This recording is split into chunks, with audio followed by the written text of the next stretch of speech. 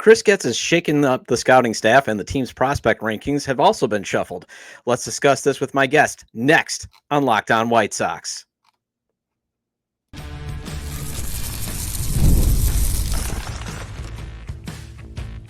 You are Locked On White Sox, your daily Chicago White Sox podcast. Part of the Locked On Podcast Network, your team every day.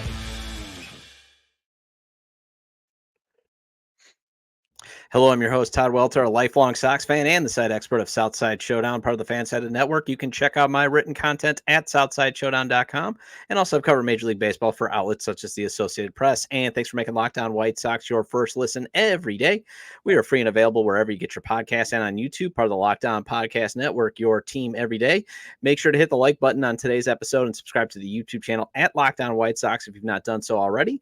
And if you can't catch the show on YouTube, follow or subscribe to the show on wherever you get your podcasts. Is Locked On White Sox is available via audio on places such as Apple and Spotify. And this episode is brought to you by PrizePicks, the easiest and most exciting way to play daily fantasy sports. Go to PrizePicks.com/LockedOnMLB and use code all lowercase LockedOnMLB to win $50 instantly when you play $5. You don't even need to win to receive the $50 bonus. PrizePicks, run your game. Well, there are very few places that cover the hope for the White Sox, which is their prospect system, like FutureSox.net. And they just updated their top 30 prospect rankings, and that was the original reason why I wanted to bring on the site's managing editor, James Fox. And then General Manager Chris Getz started firing the longtime head of international scouting and some other scouts. So it sounds like the perceived overmatched GM might not be that overmatched. Joining me now to talk about the much-needed scouting updates and the Future Sox prospect rankings updates is James Fox. And James, how badly do these moves need to be made? Pretty badly, I think. And I think some of it is like, I hate like talking about Jerry Reinsdorf meddling, right? But it's not like Chris Getz woke up like, Wednesday and decided to fire people. Like a lot of times people within the White Sox org are just kind of allowed to like have their contracts expire and not be renewed. And that's just like, I think kind of what happened here. I know like with Patty, I think he was like out of contract and they're just not moving forward. I mean, I think their actions like spoke louder than their words on Patty, just with like many of the players that have been released like over the last like few months, like a lot of his more recent international signings. And like he gets credit for, Luis Robert, and I give him credit for Fernando Tatis, even though Han traded him. But I mean, they just have not gotten enough out of international scouting, like under his watch. And how much of that was, how much of it is Jerry, how much of it was, just like Kenny likes older Cubans too, because they get up to the big league. You know what I mean? So I don't really know. I do know that Chris Getz knows that they need to get more out of that department, right? I mean, when Lenin Sosa is like one of your best like traditional signings of the last like 10 years, I mean, that's just, it's just not good enough, right? And Brian Ramos could be that guy. But yeah, I was kind of expecting the Patty move. The thing now, though, like, there's like whispers that they could shake up the department and like do something internally. That doesn't make any sense to me. This is the perfect opportunity to go out and hire like a director of international scouting from elsewhere. Oz Ocampo should be like probably at the top of that list. He signed a bunch of international free agents with the Astros. He moved on to be assistant general manager in Miami under Kim Ng. He was recently fired just because, like they're shaking up that front office, right? So Oz Ocampo would be pretty exciting. But I mean, look, this is like a younger man's job at this point. You have to build connections all over the world. And you have to be comfortable like reaching agreements with 13 and 14-year-olds from the Dominican Republic. And it's just something that like Jerry Reinsdorf hasn't seemed like that interested in doing. But like in order to compete in that marketplace, like you just have to. That's like the name of the game there until they can pass an international draft of some sort. And I'm kind of surprised that Jerry would take that route, because that's like one of the places where don't you still need to be like old school scouting? Like you got to be able to find these guys, especially since you are signing them maybe when they're 15, 16, and you're trying to project them, 10 years out. Yeah, and it's like a relationship business too. I mean, like the White Sox have no scouts in the Pacific Rim. I mean, they haven't signed like a young player out of Asia in ages. And they've really lagged behind in the Dominican Republic. I mean, your best teams every year are signing like the top players out of the Dominican Republic. The White Sox have been very Venezuelan heavy, which is fine. Like a lot of catchers come out of Venezuela, a lot of pitchers. But I mean, the best talents in the Dominican and the White Sox have severely lagged behind, which is why Marco Patti, is going to no longer be in the role that he's in. Like Marco Patti also had a weird job title. He was like assistant to the general manager, like international operations. So like he had the same job title as Jim Thome, and his job is like 50 times more important, like it just kind of doesn't make sense. So to me, like I'll be pretty excited if this is an outside hire. I know everybody's very down on Chris Getz. Like I get it, right? But even the 4 pro scouts they let go, I mean, that's like half of the pro scouting department.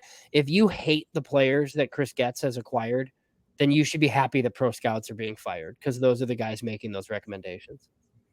Yeah, and the reason why I wanted to lead off with this is basically, maybe Chris Getz does this a little leeway here for understanding that, hey, there's a huge problem here. And is this a sign that he might understand what the problems are within the organization, and is he capable of solving them?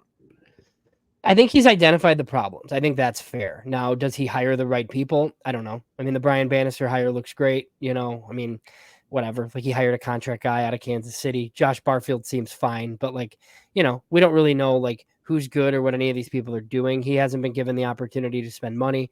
His trades have been questionable. So like, I definitely understand the people that think like Chris Getz is terrible. I need a little bit more time personally. Like I need to see what else happens here, because this was not a 1-year job. Like I think the organization is in a much better spot than it was a year ago, mostly due to like the farm system depth. And just the fact that like they have a ton of money coming off the books, right? And I know like the owner's cheap, but like, look, they're going to spend at some point, right? It's not going to be this year, but I mean, if they run $150 million payrolls again, there's no reason your general manager like can't win. I think it's going to take a little bit of time, but yeah, like, so the one misconception too is that I saw, like, I think a lot of people like, they think pro scouts are just like out, like advanced scouting opponents. Like, no, pro scouts are scouting minor league players that you want to acquire in trades. When you're trading a Garrett Crochet, right? Your pro scouts come back to you like, hey, these are the 4 players we want from the Dodgers that we've been sitting on. So that, that's their job. A lot of these people have been employed for a long time. A lot of them were Kenny Williams hires, which doesn't mean it's bad. It's just, it's a definite shakeup for sure.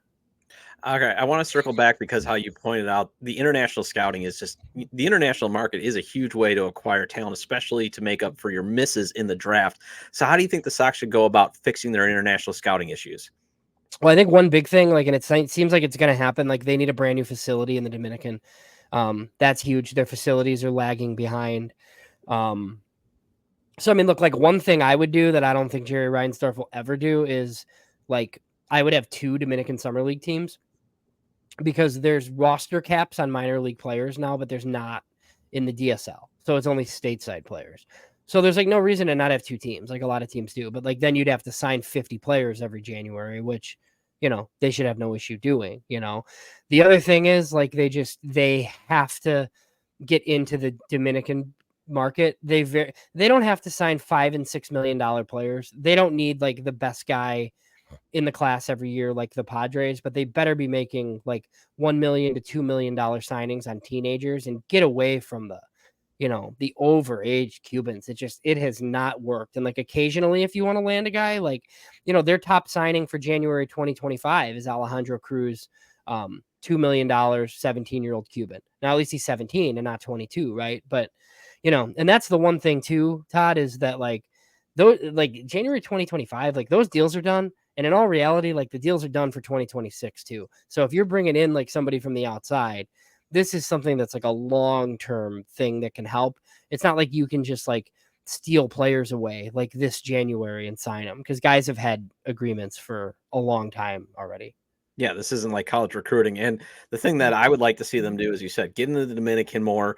And why don't, I would just hammer home Venezuela with the fact that you've got basically the godfather there, Ozzie Guillen, to help you. Like, you are respected.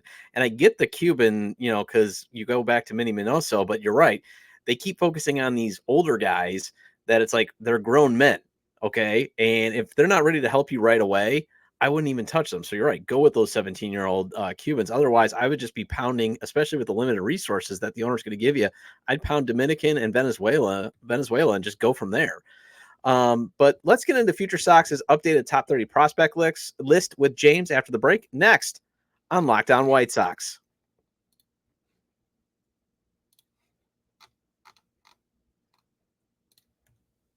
All right, summertime is wrapping up, and in my household, the focus is already on planning next summer's vacation. What my wife and I are planning is probably not going to be cheap, but hey, live a little. One way I'm thinking about getting some extra cash for the 2025 summer trip is with Ibotta. With Ibata, I can get cash back on all of my purchases, so I can spend more time making, getting ready to make memories for next summer's trip, and less time dreaming about them.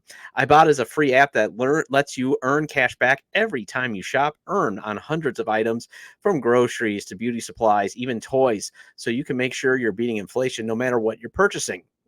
The average Ibotta user earns $256 per year. Hey, that could cover the cost of an entire shopping trip, that flight you've been eyeing, or that fancy dinner you've been craving. Right now, Ibotta is offering our listeners $5 for just trying Ibotta by using code LOCKEDONMLB when you register.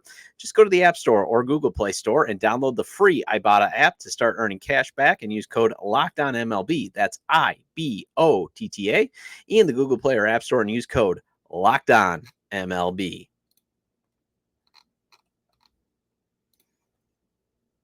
And thank you for making Locked On White Sox your first listen today. For your second listen, enjoy the Locked On MLB podcast. Host Paul Sullivan, a.k.a. Sully, is here daily to provide national expertise with his trademark humor to help you get ready for the MLB playoffs here in the dog days of summer.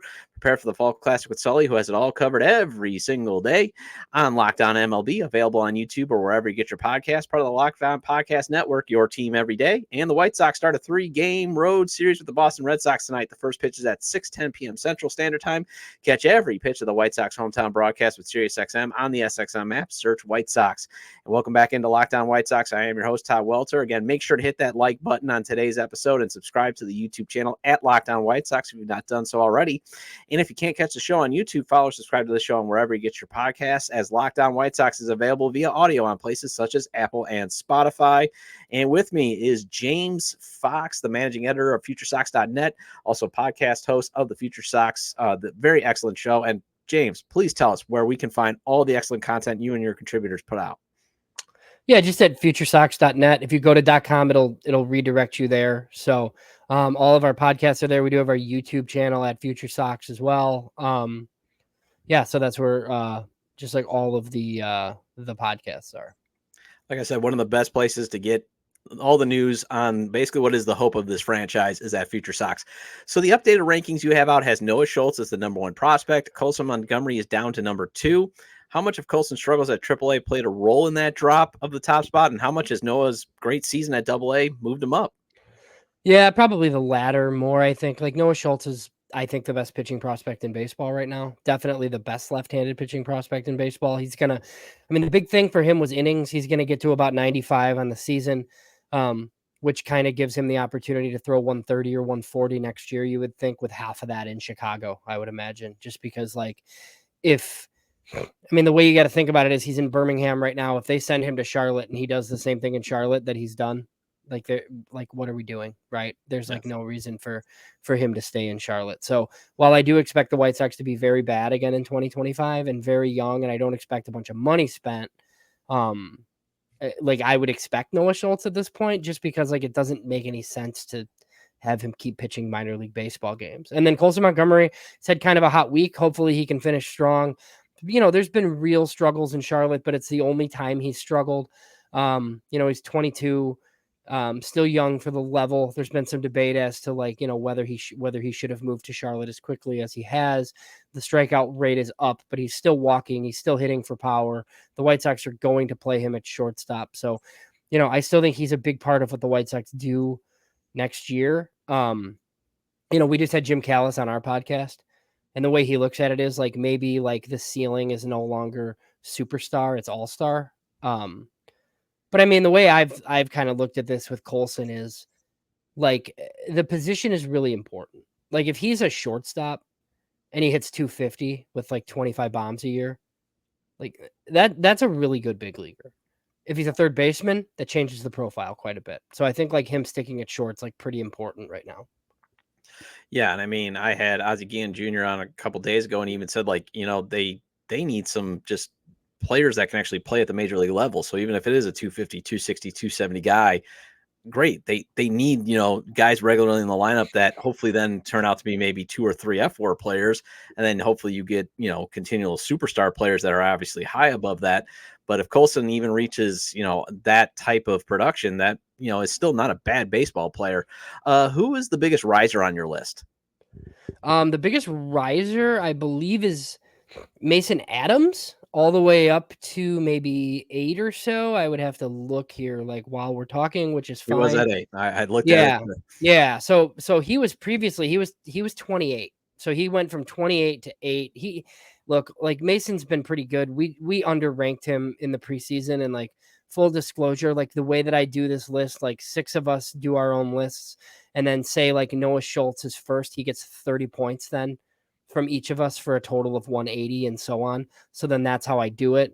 And Mason just, we just ranked him way too low in the preseason. He's very similar to I believe like a Jonathan Cannon type. He doesn't have a great fastball, but his curveball's really, really good. And I think he's, probably a number 4 starter for sure. And he could be better than that. But yeah, we're gonna see Mason Adams in the big leagues. And then the other one, like we hiked George Wolkow way up our list.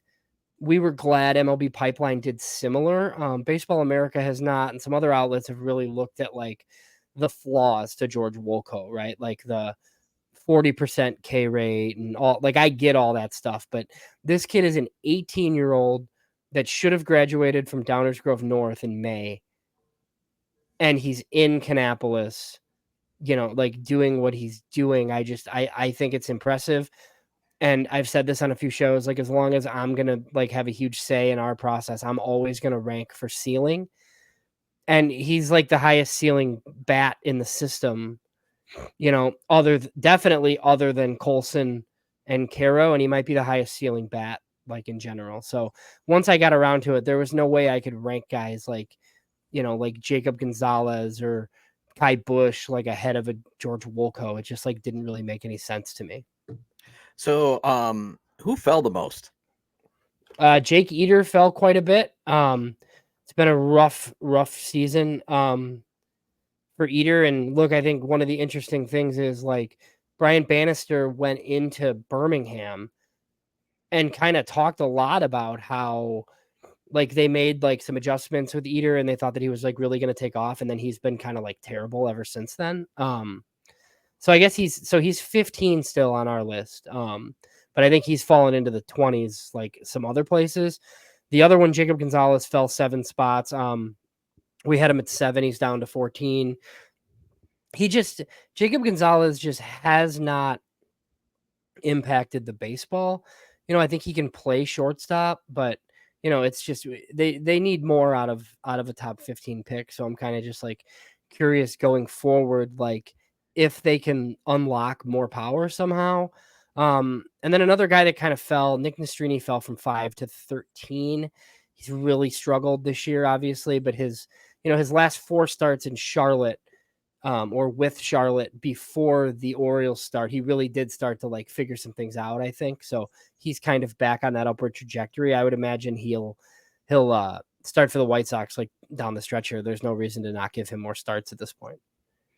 Yeah, I was going to follow up on that. I mean, should we be concerned that the number 1 draft pick from last year's draft has dropped out of the top 10, not only by you guys, but it looks like MLB Pipeline is already starting to drop him out of the rankings, and he did have a decent start, but he's not been doing that well lately, hasn't he? Yeah, it's not. I mean, it's not looking great, honestly. It's just there's just not much impact with the bat. Like, it's like a singles hitter. He does get on base.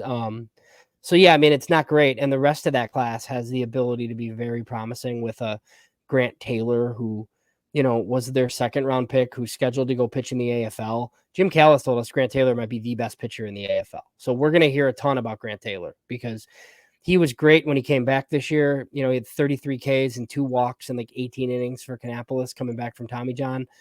and then he had like a lat strain and he was basically shut down for the rest of the season. But Grant Taylor's nasty. He's like right there with those lefties at the top. So I think we'll be hearing a lot about him. That was their second rounder. But I mean, they also got Wolko in the same draft. So, you would have liked to have hit on the first rounder if you could. And obviously it's not over for Jacob Gonzalez, but it's just not really trending positively at this point. Yeah, and I remember that was one of the criticisms when they took him was like, okay, he's got a floor that could make the majors, but not a very high ceiling. And you and I have always talked about, you might want to be focusing on some guys with higher ceilings. Well, the Sox farm clubs are wrapping up their 2024 season. Let's discuss with James, who has been impressive with this year's in this year's competition. Next on Locked On White Sox.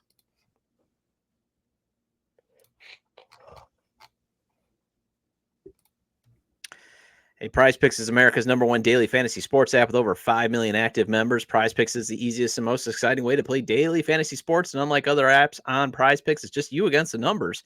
All you do is pick more or less on 2 to 6 player stat projections and watch the winnings roll in. PrizePicks is the only real money daily fantasy platform with an injury insurance policy so that your lineups stay in play even if one of your players gets injured. If your player leaves in the first half and doesn't return, PrizePicks in PrizePicks, then your picks are still alive. One Caleb Williams passing yard gets you 1 win on PrizePicks every week in September. That's right. Only 1 yard gets you an automatic win every football weekend in September. 4 weeks of free W's. Don't miss this deal on PrizePicks because it's gone when September ends.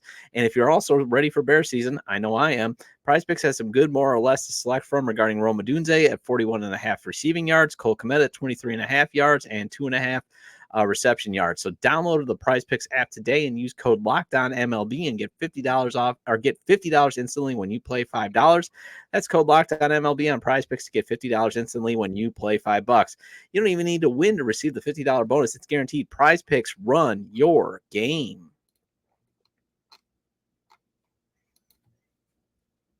And the White Sox start a 3-game road series with the Boston Red Sox tonight. The first pitch is at 6:10 p.m. Central Standard Time. Catch every pitch of the White Sox hometown broadcast with SiriusXM on the SXM app. Search White Sox. Welcome back into Locked On White Sox. I got James Fox from Future Sox and one of the best coverages of your White Sox farm system, where basically the hope is. And James, who is the one hitter you've been impressed with this year in the White Sox minor league system? I mean, I think Edgar Caro is the obvious answer. I mean, I think he was kind of jerked around with the Angels last year. That was a really good trade that Rick Hahn and Kenny made on the way out. Like you kind of fleeced a team that's like kind of stupid with like their prospects. Like Edgar Caro was one of the better players in low A, and then they hiked him up to double A, and he struggled because he was 20 years old. Shocker.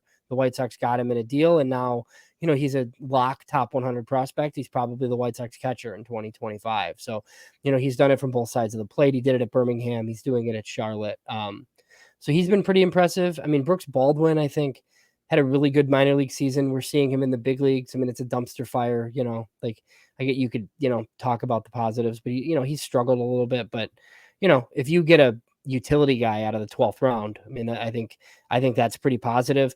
And then Brian Ramos struggled a bit, but he's been on a tear lately in Charlotte. There's been some swing adjustments made with, some of the White Sox, like hitting roving instructors, and he's really credited some of those guys with some changes. So hopefully we start to see Brian Ramos, but I think on the offensive side, it's probably those guys. There's a severe lack of offensive talent in this system, despite the fact that they're climbing up like around the top 10 overall.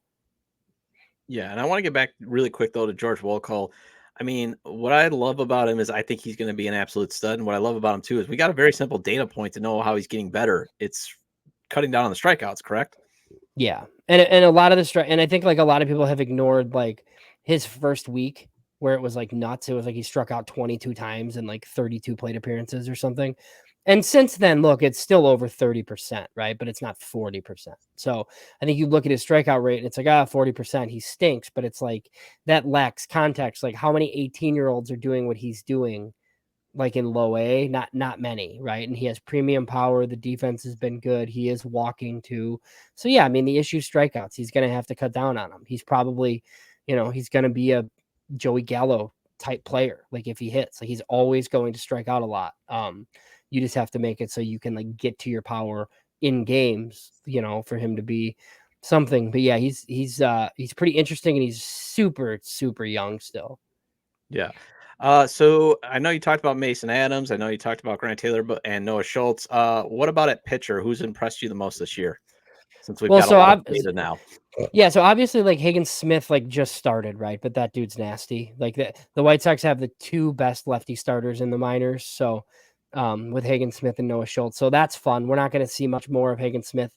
I believe he starts Saturday and then his season's probably going to be over, I would imagine. But I think like one of the guys that's super interesting, the White Sox got in a trade from the Dodgers at midseason last year, Aldrin Batista, for international slot money. He was really good in low A. Now he's been really good in high A. He's pounding the strike zone. He's throwing really hard.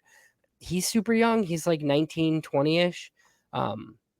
So that's been pretty promising. Tyler Schweitzer is a 5th round pick out of Ball State back in 22. He's had a ton of quality starts for Birmingham. He's probably a number 5 starter back end lefty, but I mean, look, like that's a 5th round pick, like out of Ball State. Like the White Sox have developed a ton of pitching. And then an interesting case, like Peyton Pallette was a 2nd rounder in 2022. He coming back from Tommy John from Arkansas. He'd really struggled starting. To the point where like the White Sox recently moved him to relief, and now he's like closing in Birmingham and he looks nasty. So if they decide that he's, just better suited for this relief role, you don't love the fact that you're taking a reliever with the 62nd pick in round 2. But I mean, if he's your closer, it's more value than they've gotten out of a 2nd round pick in years. Right. So that one's been pretty interesting too. I'll be curious to see if they try to go back to the rotation, but I mean, at this point, like he's thriving, I would imagine they'll keep him in a bullpen role. All right, you're really good at usually sometimes setting me straight when I get on these weird thinkings. I'm thinking next year, and that's why I'm kind of frustrated that they haven't done a dramatic overhaul yet of the bullpen. But I'm thinking next year, maybe let's not spend a ton of money on that bullpen, although I think Getz might to get assets to flip. But wouldn't it make more sense to maybe use some of these younger arms that project to even be relievers that they have? Like I know the guy they got from Baltimore could be a potentially reliever. Would it be making more sense to give those guys a shot than what he's probably going to do is go out and sign a bunch of guys for $5, $6, $7 million? Well, so I think it's like twofold, right? I'd much rather see Addison Coffey and like Trey McGough and some of these guys, like instead of Justin Anderson and like some of these other like horrible guys that are, that they've just been pitching. But I would also probably like if they have limited money to spend, I wouldn't mind them going out and getting like 2 or 3 pretty good relief pitchers so you can trade them at the deadline. Like what that's sole purpose, right? Like we see relievers go at the deadline every year. And you have to be right? If you're going to spend $8 million on a 1-year deal for a closer, like hopefully that guy's good so then you can actually get something for him. I don't hate that plan. The plan I hate is just like, running journeyman 4A type guys out there, like instead of some of your prospects, like if your prospects are ready, right? So I think like some of your homegrown guys, like your Matt Fosters or like fine, but like I didn't need to see Tuki Toussaint anymore. And like some of those guys, it's just Justin Anderson. It just didn't really make any sense. And it definitely won't make sense on a team next year where you're hoping, my goodness, to like not be quite as bad, but you're also not contending. It makes sense to like see what you have potentially like for 2026. So I do agree with you there. All right, that I just wanted to get an outside perspective to make sure I'm not going crazy. Well, that wraps up this edition of Locked On White Sox. Thank you for making Locked On White Sox your first listen today. Now go check out the Locked On MLB podcast. Prepare for the full classic with Sully, who has it all covered every single day. You can find the link to Locked On MLB in the description, so you don't need to search. Part of the Locked On Podcast Network, your team every day. And then after you check that out, make sure to check out Future Sox's podcast. And again, James, where can we find all that great stuff?